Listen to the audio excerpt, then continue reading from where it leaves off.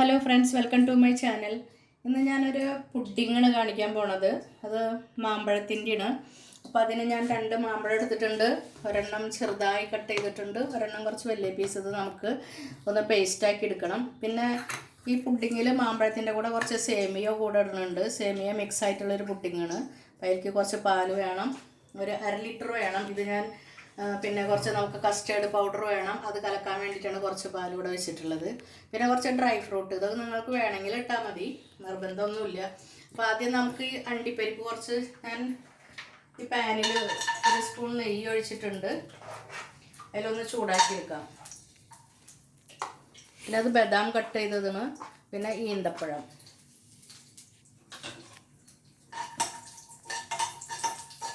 ഇതൊന്ന് ബ്രൗൺ ആവണ വരെ ഒന്ന് വറുത്തെടുക്കാം നമുക്ക്.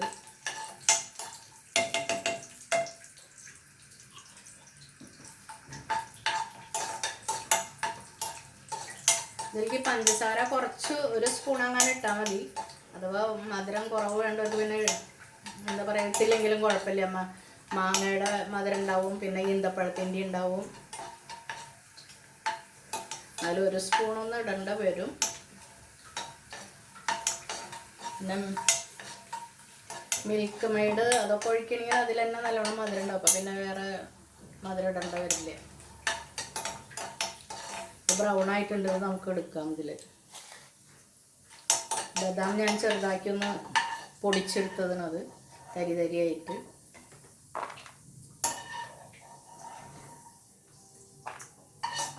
അപ്പം മാമ്പഴമൊക്കെ നാട്ടിലുണ്ടാവുന്ന കാലമല്ല, അപ്പം എല്ലാം തയ്യാറാക്കാൻ എളുപ്പമാണ്, കുട്ടികൾക്കൊക്കെ ഇഷ്ടമാകും.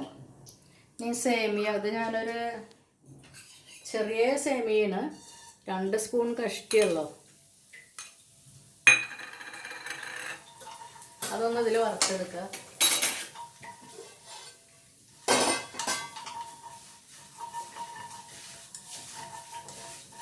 ഒന്ന് ബ്രൗൺ ആകുമ്പോൾ ഈ പാൽ അതിലേക്ക് ഒഴിച്ചു കൊടുക്കുക.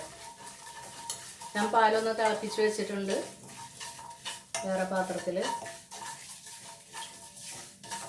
1/2 ലിറ്ററാണ് ഞാൻ എടുത്തിട്ടുള്ളത്, 2നും കൂടെ.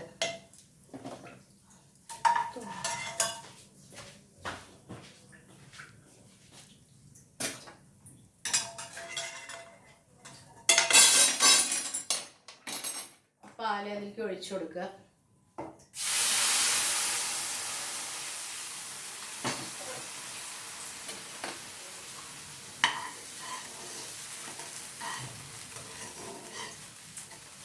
ഒന്ന് വറ്റിക്കണം, ഒന്ന് വേവണം അതിൽ കിടന്നിട്ട്.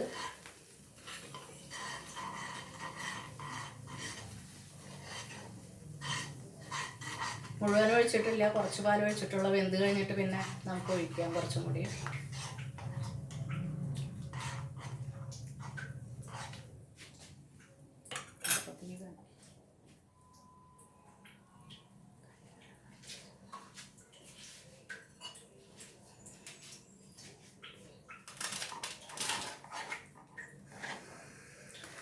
സേമിയ വെന്ത് കഴിഞ്ഞാൽ നമുക്ക് ആ കസ്റ്റേർഡ് പൗഡർ പാലിൽ കലക്കിയിട്ട് ഇതിൽ ഒഴിക്കണം.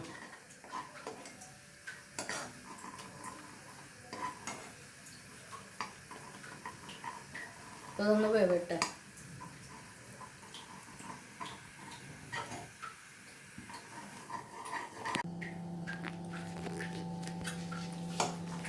സേമിയ നന്നായി വെന്തിട്ടുണ്ട്.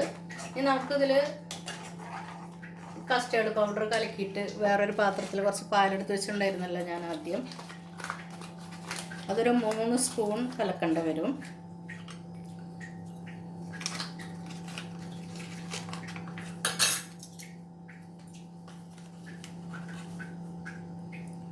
കട്ടില്ലാണ്ട് കലക്കിയിട്ട് അതിലിടണം.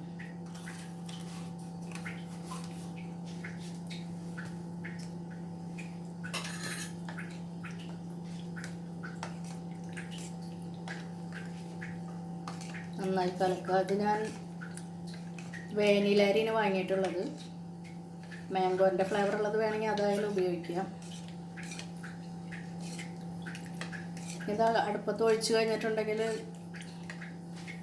എപ്പോഴും ഇളക്കിക്കൊണ്ടിരിക്കണം, അല്ലെങ്കിൽ അത് കട്ട പിടിക്കും, അടിയിൽ പിടിക്കുകയൊക്കെ ചെയ്യും.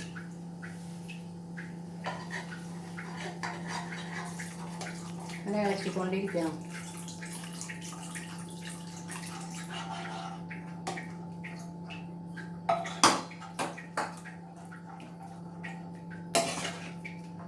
കുറച്ച് പാൽ കൂടി ഒഴിക്കുക.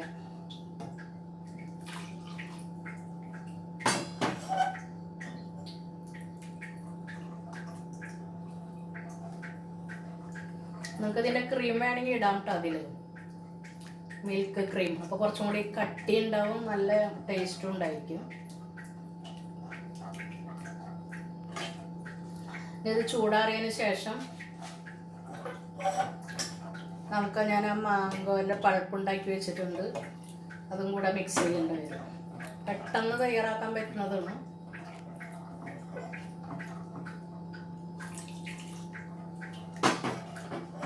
ഇതിലേക്ക് 1 സ്പൂൺ പഞ്ചസാര ഇട്ട് കൊടുക്കാം.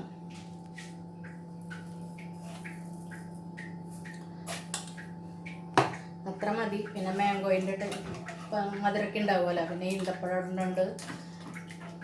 അത് നിങ്ങൾക്ക് ഇഷ്ടമുള്ള ഡ്രൈ ഫ്രൂട്ട് ഇടാം, പിസ്തയോ ബദാമോ ഇടണമെന്ന് കമ്പൽസറി ഒന്നും ഇല്ല കേട്ടോ. അപ്പോൾ പഞ്ചസാരയൊക്കെ ഉരുകി കഴിഞ്ഞാൽ നമുക്കൊന്ന് നന്നായി ഉടച്ചെടുക്കണത്. ഇതൊന്ന് ചൂടാറുമ്പോൾ വേണം മാങ്ങ ഇതിൽ മിക്സ് ചെയ്യാനായിട്ട്, റൂം ടെമ്പറേച്ചർ ആകുമ്പോൾ. പിന്നെ അതിന് ശേഷം നമുക്ക് ഫ്രിഡ്ജിൽ വെച്ചിട്ട് ഒന്ന് തണുപ്പിച്ചിട്ട് ഉപയോഗിക്കാം.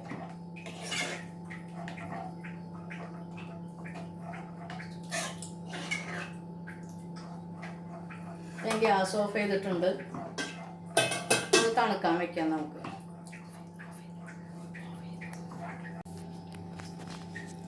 ഇപ്പോൾ റൂം ടെമ്പറേച്ചർ ആയിട്ടുണ്ട്, ഒന്ന് കുറുകിയിട്ടുണ്ട്.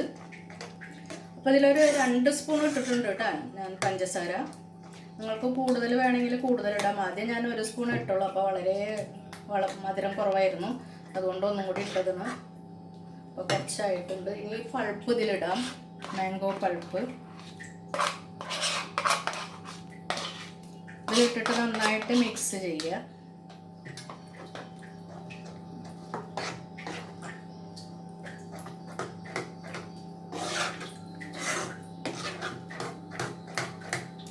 നന്നായി മിക്സ് ചെയ്തിട്ട് പിന്നെ ഒരു മാങ്ങ ഞാൻ ചെറുതായി കട്ട് ചെയ്തിട്ടുണ്ട്, അതും ഇതിലിട്ടൊന്ന് മിക്സ് ആക്കാം.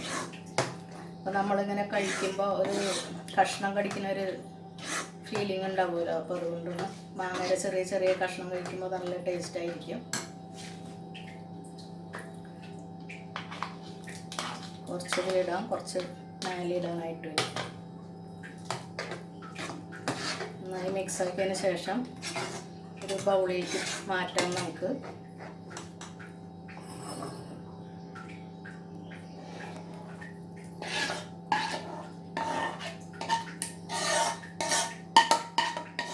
ഇതിൽ സേമിയ ഇട്ടില്ലെങ്കിലും കുഴപ്പമില്ല, ഞാൻ കുറച്ച് സേമിയ ഇട്ടുന്നുള്ളൂ, ഒന്ന് കടിക്കാനായിട്ടൊരു വ്യത്യാസം വരട്ടെ എന്ന് വിചാരിച്ചിട്ട്. പ്ലെയിനായിട്ടും ഉണ്ടാക്കാം.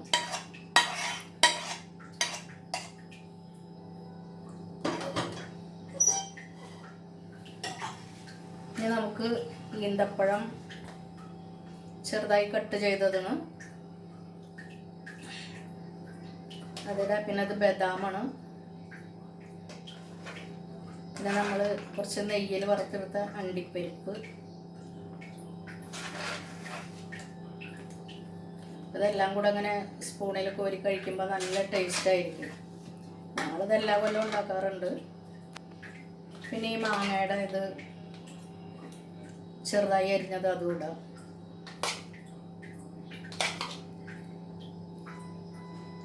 ഇതൊക്കെ കാണുമ്പോൾ തന്നെ കുട്ടികൾക്ക് കഴിക്കാൻ തോന്നും.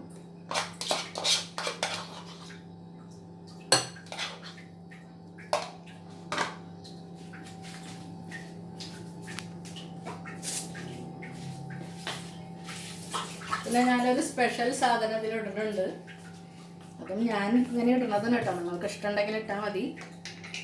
ഇത് ചിയ സീഡാണ്. അത് കുറച്ച് ഇതിൻ്റെ മേലിടാം.